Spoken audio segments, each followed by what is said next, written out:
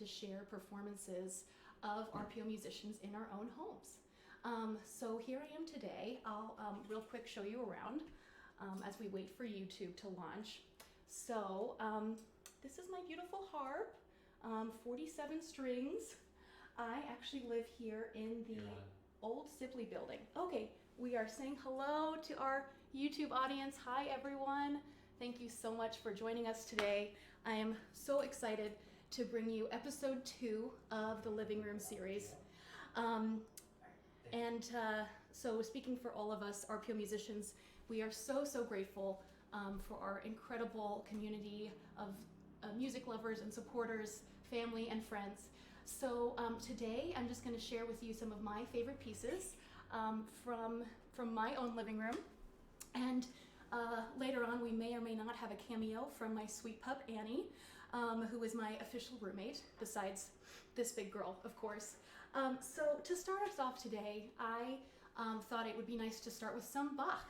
Funny story, Bach didn't actually write for the harp, but he did write, of course, some of the most beautiful music that we have since transcribed for it. We often love to steal from piano, harpsichord, or really any instrument, and that's the beauty of Bach, is that anything he writes sounds good on really any instrument.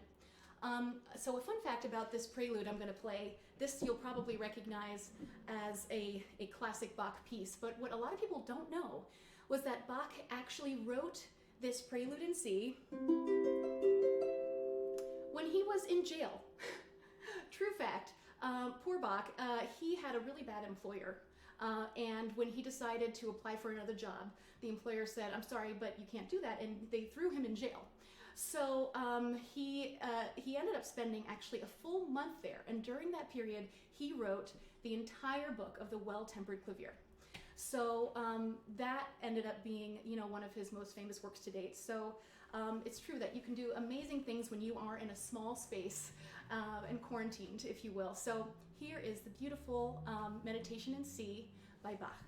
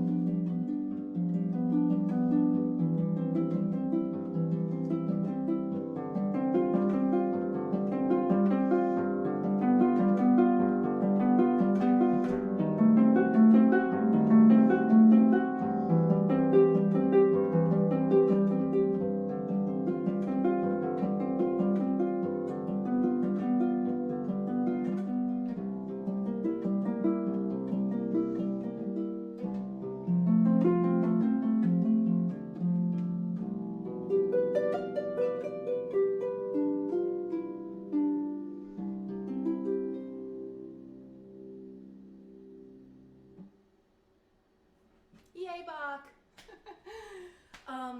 So that's one of my favorites. Now, we also have for you today a lot of harp favorites. In fact, the next piece I'm going to play for you is the Handel Concerto in B flat. So this is one of those pieces, I used to hear it occasionally on a ringtone here and there. Da-da-da-dum, bum, bum, bum, bum. It's very catchy. What's very interesting about this piece is that it was actually written for harp or organ. And in fact, this is one of the only pieces we have from Handel because, quick history lesson, the harp that we see here today, the full-size, beautiful harp, was not actually in existence back in Bach's or Handel's day. But what they did have was something called an arpa doppia, which is basically a triple-strung harp. So instead of one set of strings, picture 3. Yeah, it sounds pretty complicated. So since then, we've switched, of course, to one row of strings and some pedals. So in the meantime, we have so many things clinging here. So I am going to share with you this Handel concerto. It's a very, very joyful piece. Handel wrote this as an excerpt from his oratorio, which was celebrating the feast of Saint Alexander. So it's very happy, very peppy, and I did actually get to perform this live for a Zoom meeting with the RPO board this week, which was really fun. My first Zoom performance. So I hope this brings you as much joy as it does for me to play.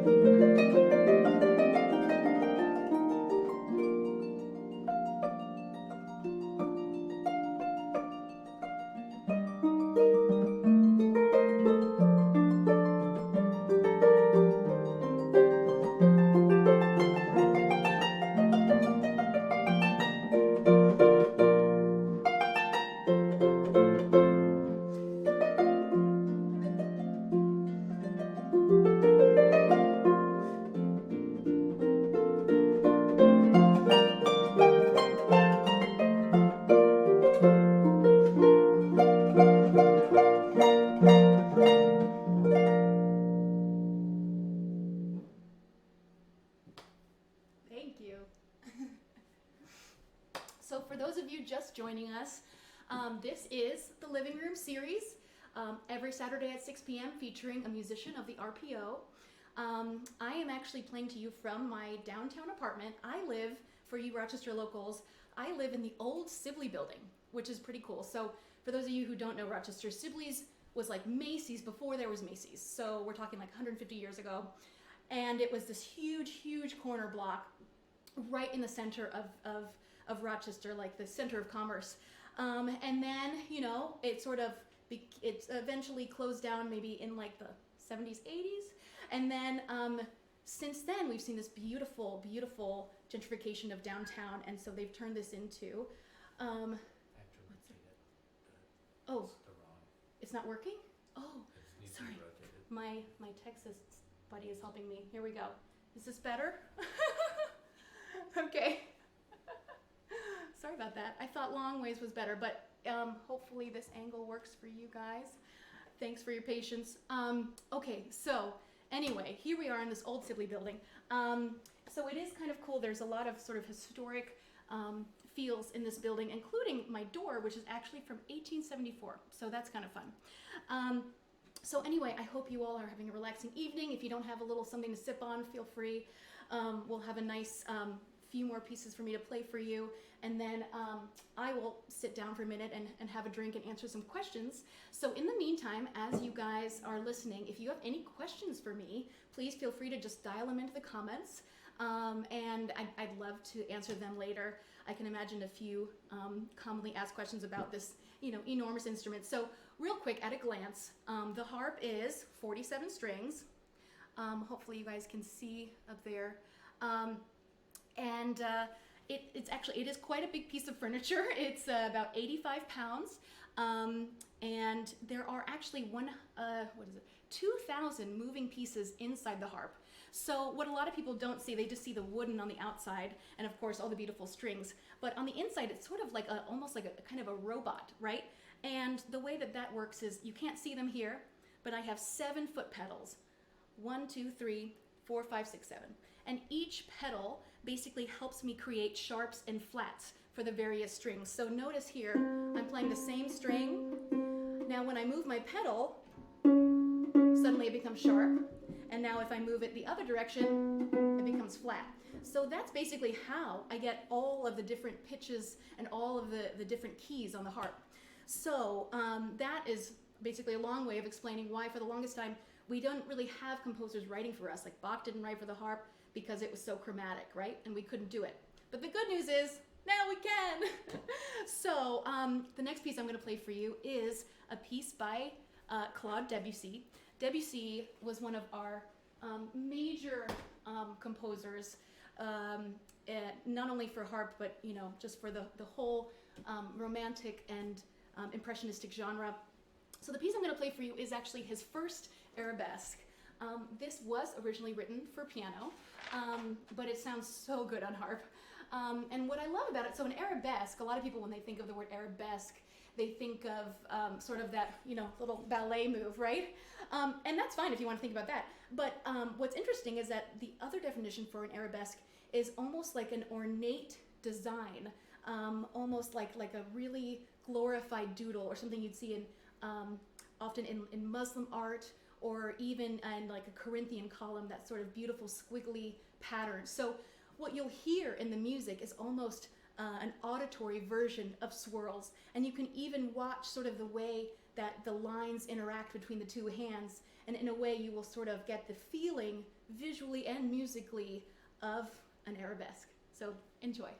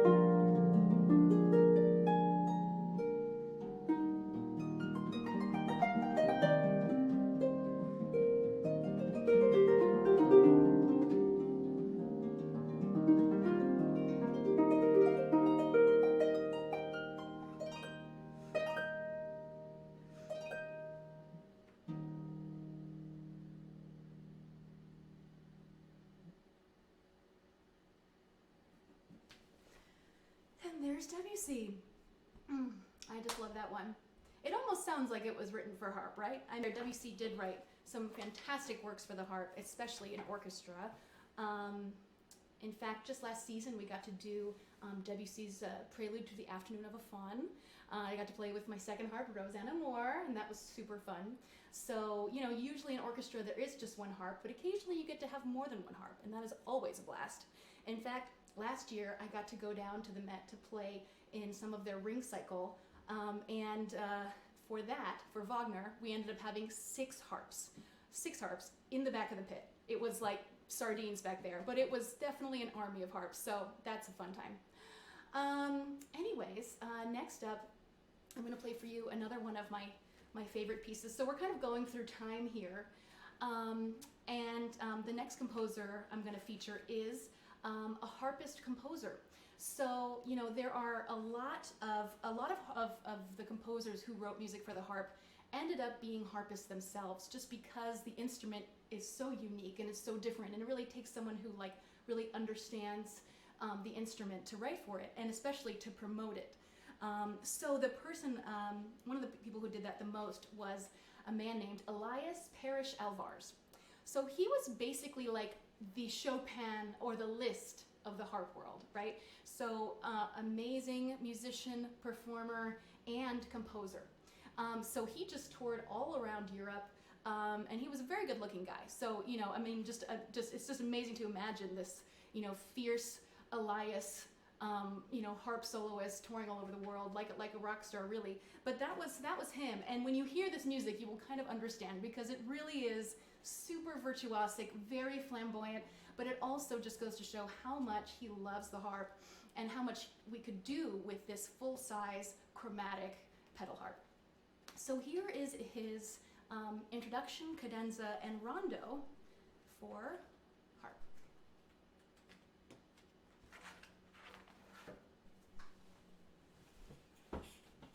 And again, for any of you just joining, welcome to the Living Room series. If you have any questions for me, just feel free to dial them in and we'll answer them later.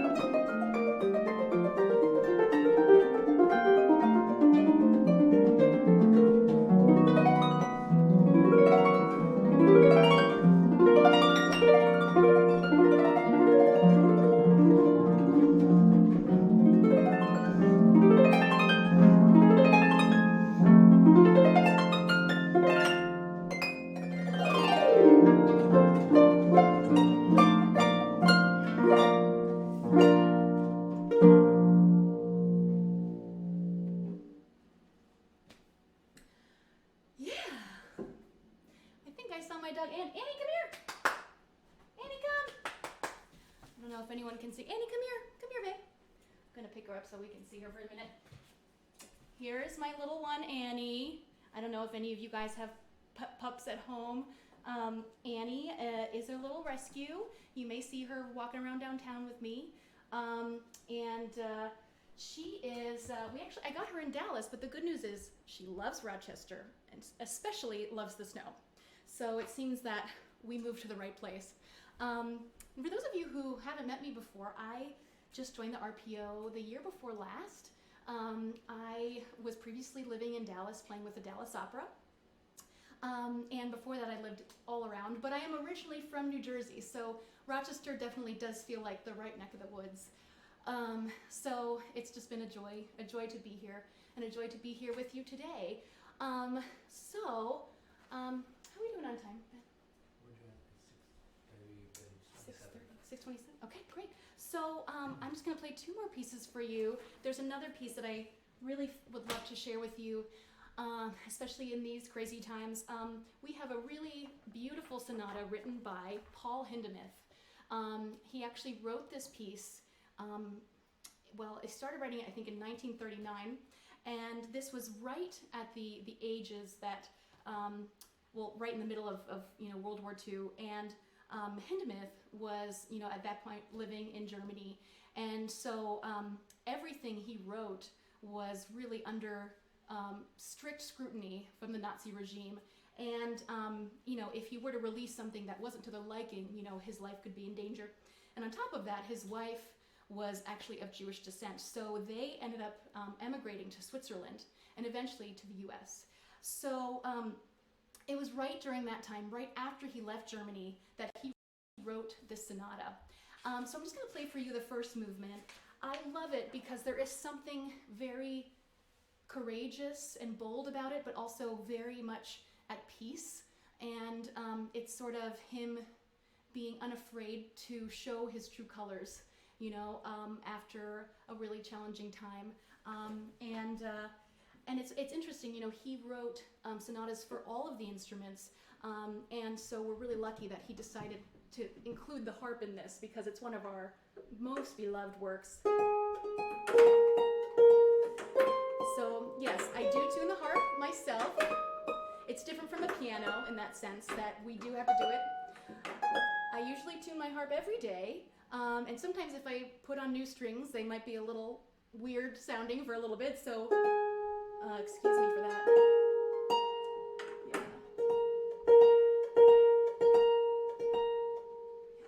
Okay, there we go. So here is the first movement, Massig schnell, Hindemith.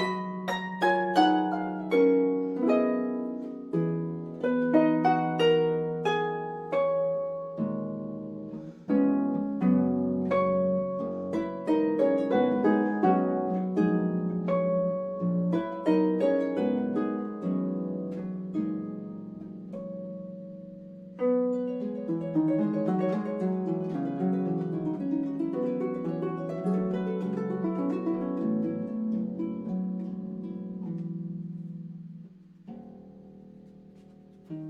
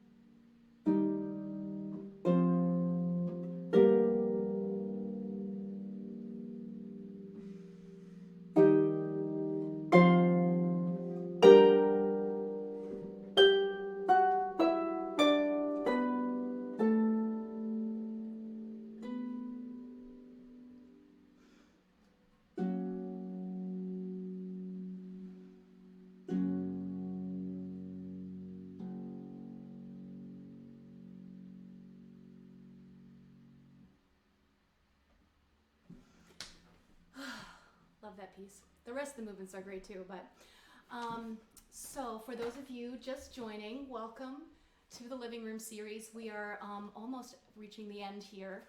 But yeah, I'm Grace Browning, Principal Harp. At the end of the concert, we will announce the next weekend's feature performers, which we're really excited about. Again, if you guys have any questions, feel free to just go ahead. Yep, I'll answer them at the end, yes. But feel free to keep writing. And I'll just tell you real quick about the next piece. Now, this piece doesn't look very good. Annie really liked it too, so nevertheless, still legible. This is an amazing piece by one of my favorite living composers in Canada, Caroline Lizotte. And Caroline is close in the harp community. We all sort of know each other. And she is another one of those composer harpists. So it's amazing to have this piece, because what you'll notice is she pulls out some of the most amazing sounds out of the harp. So obviously, besides just being able to play the string and pluck the strings as usual, you can make so many interesting sounds with the harp, which is one of the reasons why I was so immediately in love with it. So in addition to that, we can play harmonics, which are, just beautiful bell-like sounds all over the harp. We can also play closer to the soundboard,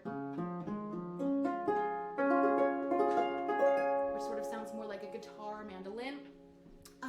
We can knock on the soundboard, we can use our nails, and in the piece you're about to hear, you're also going to hear some really interesting sounds up here, which is not in the usual part of the string that you pluck, but it has a really amazing effect. So Caroline writes a really quick synopsis about what this movement is about. So this piece is called Suite Galactique. So really, it is a galactical suite. It's about, it's sort of otherworldly in nature, which I love. So she has this little description of the first movement, which I'll read to you now. So it's called exosphere. An exosphere is the atmospheric layer approximately 1,000 kilometers deep in the Earth, where the lightest molecules escape the effect of gravity and reach interplanetary space. So you'll notice that the music sort of starts in the base of the harp, as though it is sort of the center of the Earth's core. And then it sort of brings that energy out through the bass into the middle of the harp, and eventually you'll see the end of the piece ends way out up here. So Lizotte just so brilliantly uses the registers of the harp to sort of mimic the levels of the Earth and of the atmosphere, and eventually into space. So enjoy this journey upwards.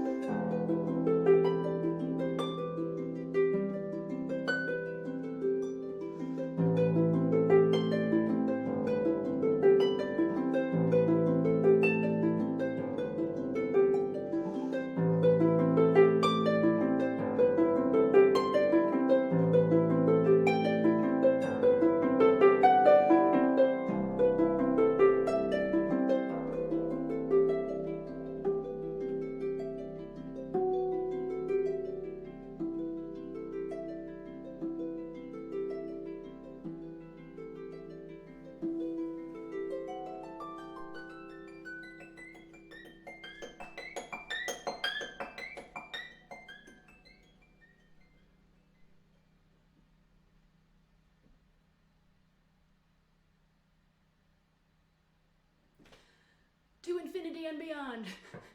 Just kidding. Anyway, that is the end of my musical program. I hope you enjoyed that Suite Galactique. It's an amazing piece, right? We just want to thank you so much for joining us. We're going to end the YouTube stream now, but if anyone wants to hop over to Facebook Live, I'll sit down and answer some questions. And I might actually, I wanted to show you, I know it's such a beautiful piece. Let's see, Ben, were there some questions? Okay. How long have you been playing? Okay, so someone wanted to know, how long have I been playing? So I started the harp when I was 9 years old. But I didn't start on this big thing. I started on a little tiny baby harp called a folk harp or a Celtic harp. And that was how I started. And it was actually my mom's idea. I know a lot of people see the harp from far away and they say, I want that. But for me, I was an active child and I did a lot of different instruments, a lot of different sports. So when my mom suggested it, I thought, okay, yeah, sure, I'll do it. And I liked it fine. But everything changed when I first walked into my first orchestra rehearsal. And I realized that it didn't have to be, a private, just a solo instrument all the time. In fact, it's so much more fun to get to play with your friends. So eventually then I moved up to a bigger harp, and then this harp, this full-size one. And I guess the rest is history. Also, real quick, so I'm gonna have a little drink here, and I just want to show you guys, this is a very special bottle of wine that was actually made by our violist, David Holt. That's right, he makes wines. So I thought that would be a good drink for this evening. Okay, other questions? Do you have a favorite composer for the harp? Okay. Do I have a favorite composer for the harp? Okay, that is tough. I would probably say, I really do love Debussy a lot. I also really love Ravel. It's funny when I thought we ended Oh, with, you wanted to end it? yes, Oh, okay. yeah.